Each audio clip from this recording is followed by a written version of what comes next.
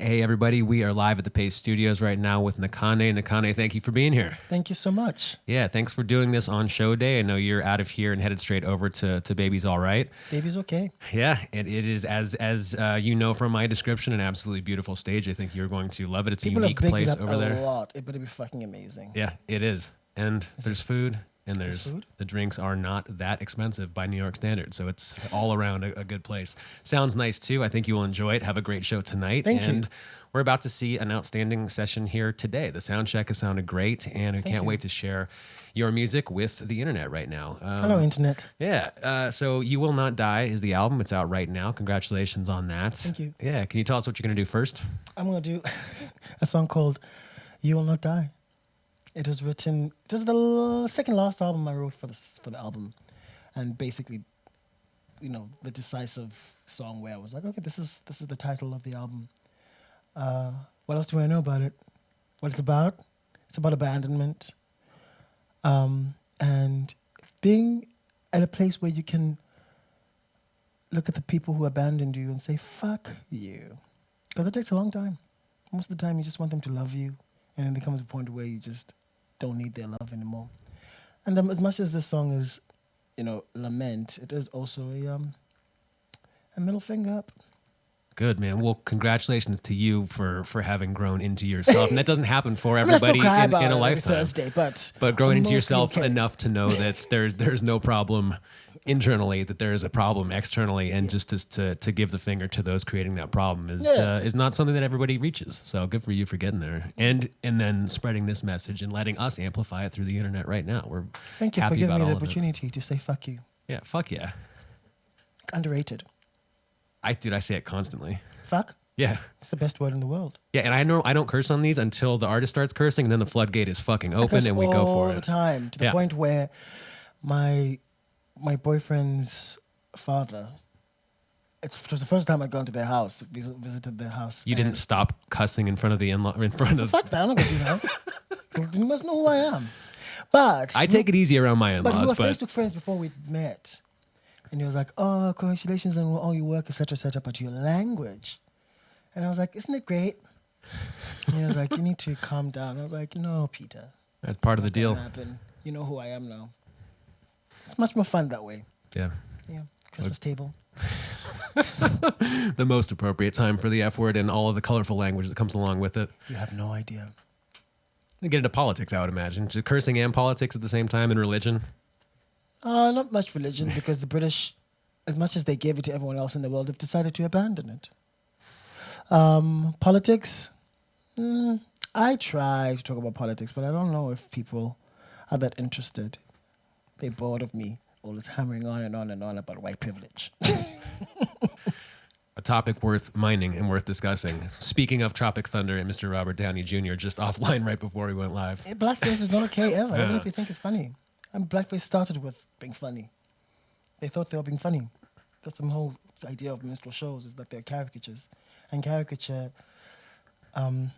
diminishes people of their complexity. And it's very dangerous and racist. As much as I love Robert Downey Jr., especially in Fur. He had a nice bum there. How do you feel about getting into music and away from discussion that I don't Did I throw you really... off there with the bum one?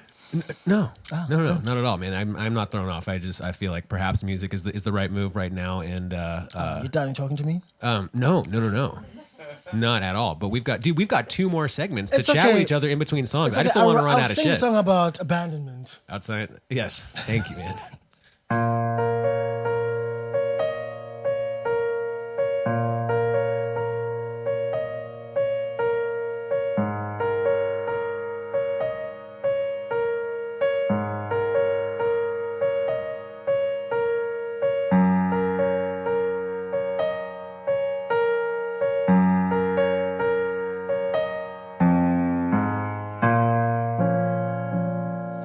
And when I drank until full, with no tear to cry, there was nothing to give up. And in the morning when I woke, I knew I would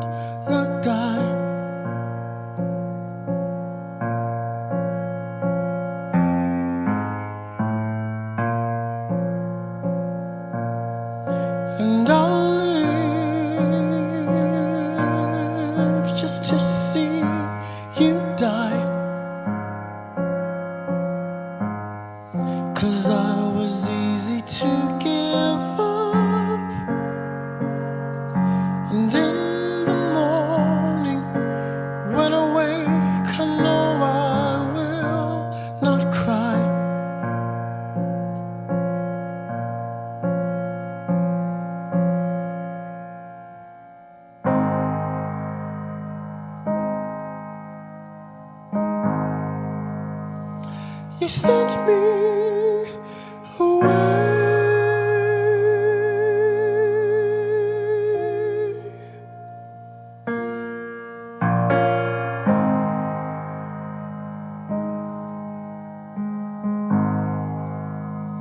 You sent me away.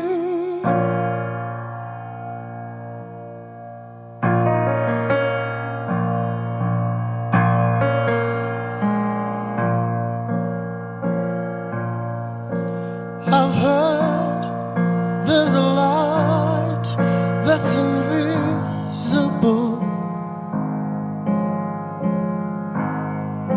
for the ones who do stray. But when I'm alone, I know that we're indivisible.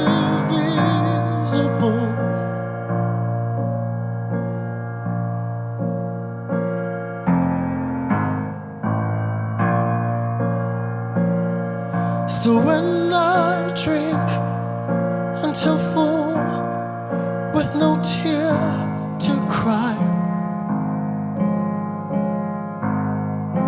I have nothing to give up. And in the morning, when awake, I know I will not cry.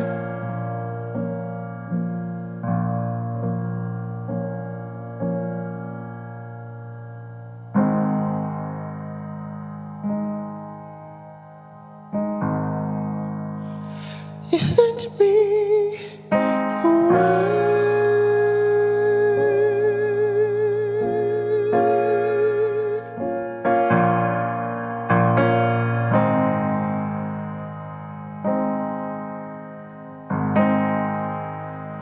You sent me away.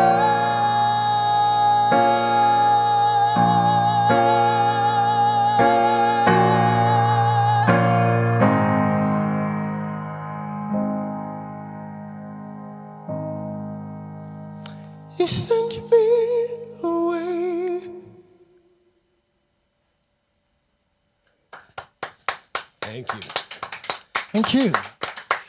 All right. Yeah, that sounded great, man. Thanks.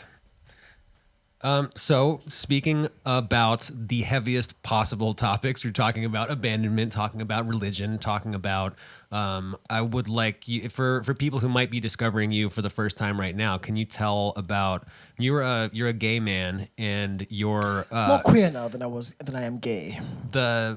what is the side, what is the difference Queer is between more those? of an umbrella term. Okay. I'm much more fluid, whereas gay is just like, I'm a man who likes men. So as a queer man, that has never, it doesn't seem like you've shied away from incorporating that into your music, into your acting career, and that caused complications at home. Hence, you're in London and not South Africa. Can you talk a little bit about what has happened to you and what's led you here? Well, to answer your first part of the question, you know, straight people don't shy away from writing about straightness because it's their lives. And since I'm mining my life most of the time, it's going to include my sexual preferences, my gender fluidity, etc., etc. So when I'm writing about it, I'm not really thinking, oh, this is going to be so political and they, da, da, da, da. I'm just writing about what moves me. I'm writing what I know, right? And it really isn't that complicated. So if I'm writing a book where there's people in love, it's probably going to be queer people in love. So because, I mean, how many straight stories out there? We had it. Well, right, but it requires differing amounts of courage to tell those stories in different parts of does. the world It where does, they completely. can directly endanger your personal safety. Well, you know, my safety is endangered everywhere in the world, depending where you are. You know, so I think is I would say not that different from anywhere else in the world in the sense that our constitution is great. It's one of the most liberal constitutions in the world. But there's the constitution and then there's the world, right? The real world. And if the people who have instated... Are you speaking about South Africa? I'm speaking about South Africa, yeah. Oh, and maybe other countries that do have liberal constitutions, you know. You can have a liberal constitution and not do the work in teaching the greater public about acceptance, etc., minding your own business, really. And so those people's prejudices just stay, no matter what the Constitution is, including the people who are supposed to be guarding the Constitution and are supposed to be custodians of the Constitution, like the police, right? So as a queer person going to the police and reporting a crime, those people have their own prejudices, and so might not help you as much as they would help their straight friends. So living in Joburg, certain spaces are really amazing. You can be as queer as possible. I've never seen queer spaces. Having said that, there are spaces where you should be careful about what you look like and with whom you are holding hands, right? But that can be said about Texas compared to San Francisco. Sure. Do you know what I mean? Yeah. So, and just another thing, I didn't leave South Africa because of the film and the death threats. I left South Africa because I knew that I was going to tour Europe, and it made sense for me to live in London because I was not prepared to learn another European language like French. Done my part.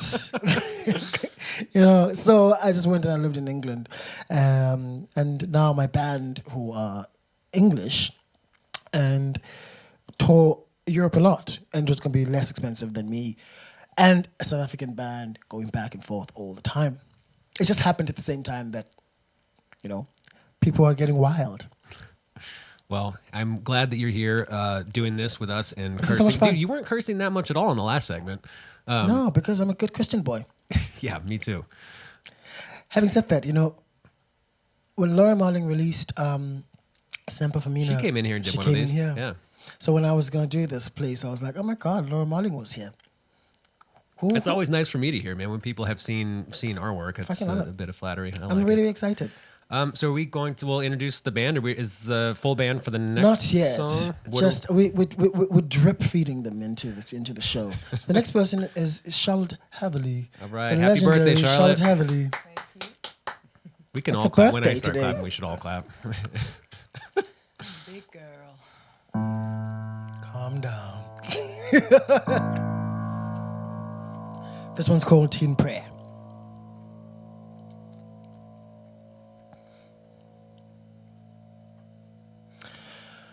When I woke up, the room was dark.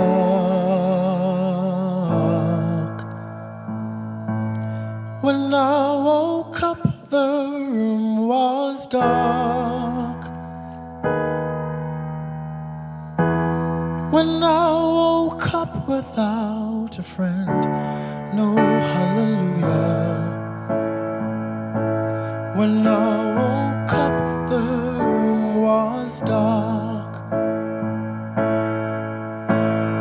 Yellow house, dull red roof, and a garden.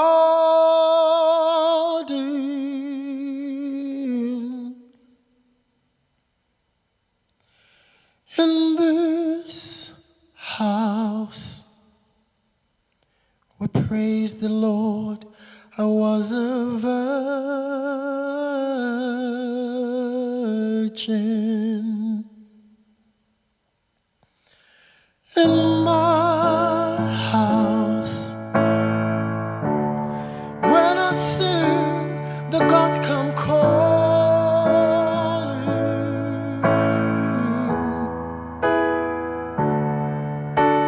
Yet in this house, when I'm asleep, devil comes crawling.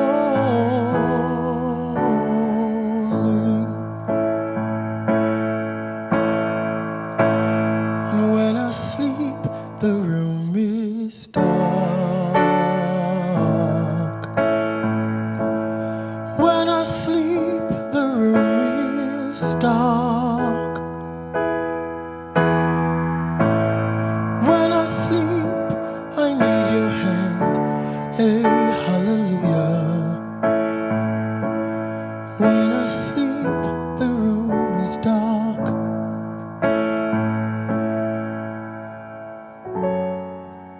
Oh, oh boy,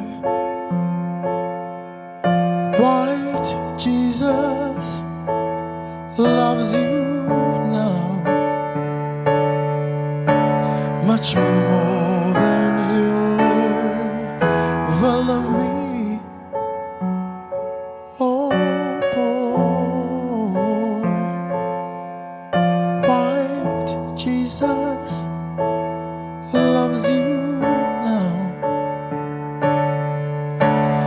much more than he'll ever love me, Lord, in your house. When the boy comes in and falling,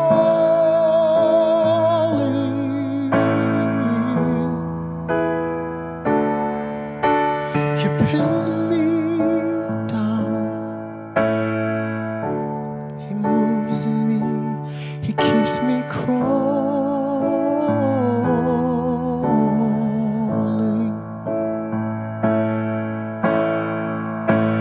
And when I wake, the room is dark.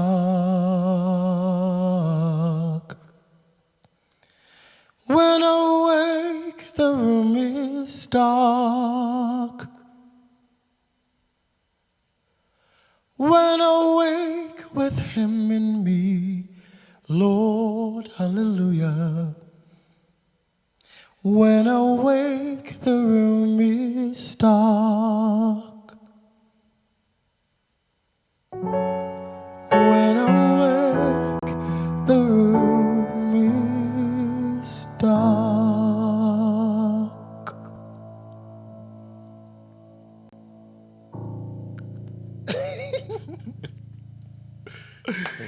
Thank you. All right. That is a great song. Thank you so much. How does I want to talk a little bit about your musical influences, but first, I haven't gotten a chance to listen to that song off the album. Is how similar or dissimilar is the arrangement on the album version versus the strip back that you guys just did? Well, there's a saxophone, there's an organ, there's a piano, there's lots of harmonies because I wanted it to sound like an old church song.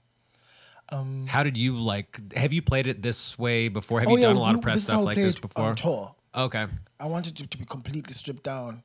So this is what when people go to see you at Babies tonight. I played like this. Okay. But there's well, it works beautifully. So thank you. Yeah. I always have a little a minute of silence before. Well, not a minute because people would leave, but I always have 15 or 20 seconds of silence before I sing it, and it really, really unnerves people. Yeah. Silence. It unnerves me. It took me a long time to be able to just stand there and look at them. And then when I woke up, the room was dark. And then they're ready for it. Because I call it a queer prayer. You know, because I always make the joke that anal sex is not that represented in gospel music. Yeah, that sounds right. So I was like, we need some representation of anal sex up in this bitch. So and no one else was going. And Toni Morrison, one of my favorite writers, said, if you have a story you need to tell and no one has written it, it's your responsibility to write it. Wait a minute. So wait, how does 15 seconds of silence represent anal sex? Anal sex is a pretty noisy affair. Babe, 15 seconds of silence is what you need before anal sex. Wow. It's such an awesome feeling, right? But awesome, I don't mean like good, but it fills you with awe. Your body is filled with Wow. Dude, this is fun, man. Thank you for coming and doing this. I did not want us to go well. Can we? Okay, so music. What I meant to say before we had that very entertaining for me sidebar. So your musical influences. Yes, I know this is going to be an interesting response from the classical. I mean, we had a chance to tour around this archive a little bit and show you the David Bowie, the John Coltrane, et cetera. Can you talk a little bit about your influences, what you were listening to growing up, and what you were listening to while you were writing the songs on You Will Not Die? You know, when I grew up around choirs and I grew up around classical music. My mom and my aunts were all classically trained singers, opera singers, who sang Mozart and all those romantic writers, classical writers as well. So in the beginning, in my formative years, from about 3 till 14, that was a big part of my life, classical music and choirs, 60-voice choirs in a room singing. And then, but in tandem with that was also soul music, American soul music, like Marvin Gaye, the OJs, the Spinners, the Manhattans. Dude, 2 weeks ago, we just narrowly missed having the OJs in here. They were in town, and it was scheduled, and then it fell through. Yeah. Yeah, and they almost came through. It didn't quite happen. So this isn't a very good story. But please get them in before. Yeah, I know. I want to hear about the Love Train, about money. They want money. Yeah. Give them their money. I know. Jesus Christ. About time. Pay us. And so, but I was also doing musical theater at school and also studying trombone and playing steel drums. So there's all these influences. But then when you become a teenager, you want to remove yourself from what your parents like. And I discovered MySpace, and then I went headfirst into, as one of my good friends calls it sad white boy music. So Radiohead, Sigur Rós, Rufus Wainwright, etc., etc. And Colin Greenwood was in here last week. Who? Colin Greenwood, the bassist from Radiohead. Get out! Yeah, man. That happened. One step closer. One day we'll bump into each other. Is it true that he's queer? Colin Greenwood? Yeah. I don't know. I shall find out. But yeah, and then I started writing my own music. Up until around 17, I had no interest in writing my own music. I was more of a reciter and singing covers. And then I saw this girl in high school and on a talent show. She had a guitar and she was just singing her own song. And to me, before that, composition was so miraculous. I thought only you have to be like, I don't know, 1% of musicians to be able to write their own music, right? Because I always recited. And then she made me realize that it was possible. And then I asked my dad for a guitar. He said no. And I asked my mom for a guitar. She said yes. And so I got a guitar when I was 19 finally. And I started writing music. Nice. That's where I am right now. The importance of, I know there's a Bowie cover on the record, right? Yeah. Yeah. Sweet Thing from Diamond Dogs. Nice. Yeah. Both covers on the album, the new Order One, Age of Consent, and the Bowie one, people were like, oh my God, why made you cover those songs? Well, actually commissions from my label. But which actually really frees you when you're not that attached. I love those songs, but it wasn't my project. Yeah. You know, I was like, oh, let me see if I can sort of pull these songs, sort of break them apart and then build them up again. And that was really, really fun. Cool. Well, I hope everybody who's watching this right now and who watches this in the future gets a chance to listen to the record. It's You Will Not Die. It's out right now. So we'll bring Keir on Keir right Adamson. now. All right. And Don't clap for him quiet. You don't know. Nakhane, I'm going to do a camera thing. Could you tell us about the song that's coming up right now? Okay. Well, the song that's coming up right now is the current single of the album, which I think is the last single of the album before my label's like, we can't put more money into this now. This one's called New Brighton. And strangely enough, it was the first song that I wrote for the album You Will Not Die. I wrote it on New Year's Eve, 2013. While my family was away celebrating, I had 3 beers, and I went to a tavern and got 3 beers, and I wrote the song. And the first version of it was sort of like Ben Frosty atmospherics mixed with like Alifaka Touré guitar lines. And then I was like, hey, I'm writing a pop album, and I simplified it. But the people I was working with didn't like the song, and no one thought it was good. And we didn't put it in the first version of the album, which came out in Europe and the rest of the world. And then I performed it live in a South African thing. People were like, what song is that? We love that song. And I was like, oh, it's that song that I sent to you a few months ago.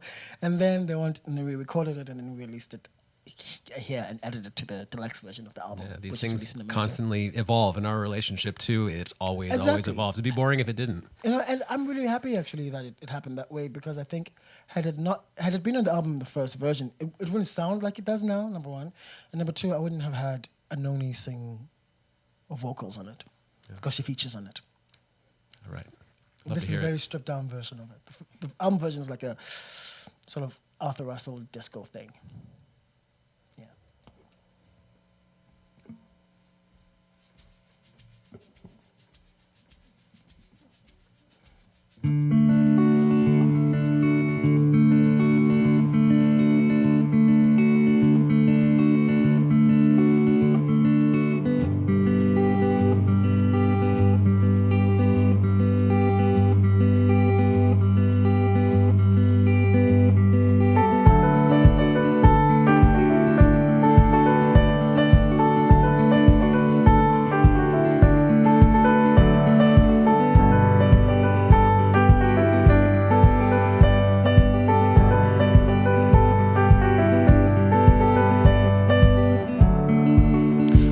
slipped on the pebbles on the way to the gate.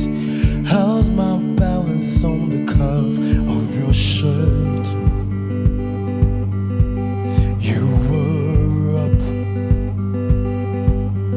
said we were going to the Port Elizabeth port. Up on the hill you did point was Frederick's Fort. I was up, said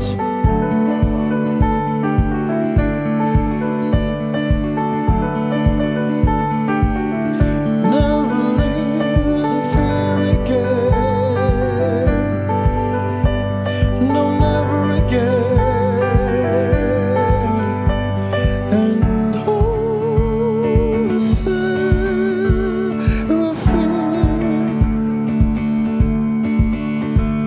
and oh, cherubim,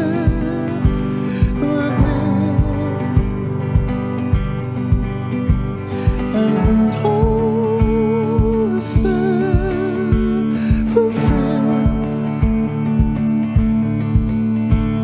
and all the cherubim.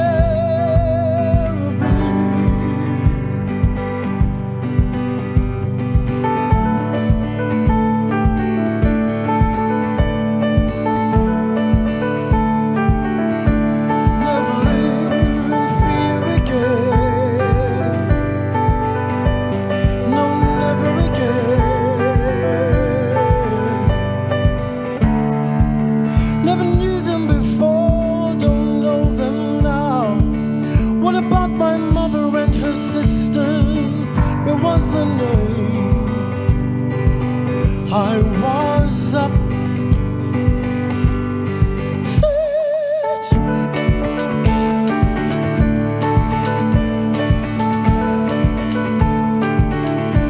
never live in fear again. No, never again.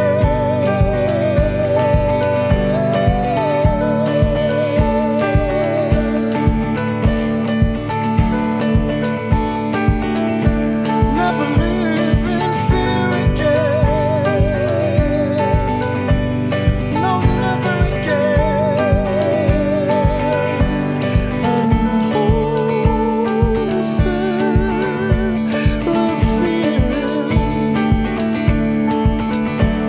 and all the cherubim.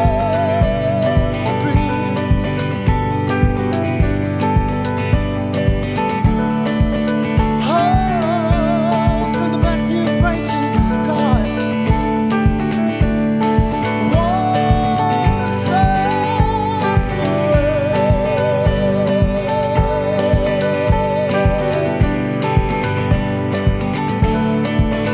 matched with strangled cries and a strange joy in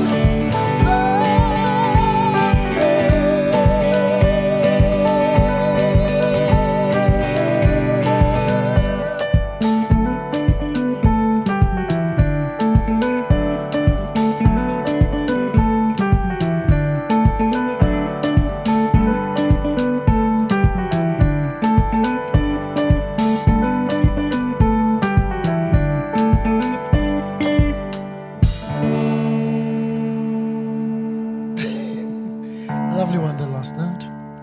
Thank you. Thank you. Thank you very much, Paste. All right, that was great. Nakhane, thank you for coming and doing this. Kier, thank you. Charlotte, happy birthday and thank you. Have a great show at Baby's All Right tonight. And it's a quick turnaround. You're playing Toronto Pride tomorrow. Happy Pride Month to everybody. The march in New York, I think, is happening on the 30th. Toronto Pride tomorrow. And you're back in New York for Summer Stage on August 14th. And so enjoy all of those things. Please travel safely between all of them. And best of luck on the album. You Will Not Die is out in the world right now. Thanks for doing this. Thank you so much. It was so much fun. Thank you.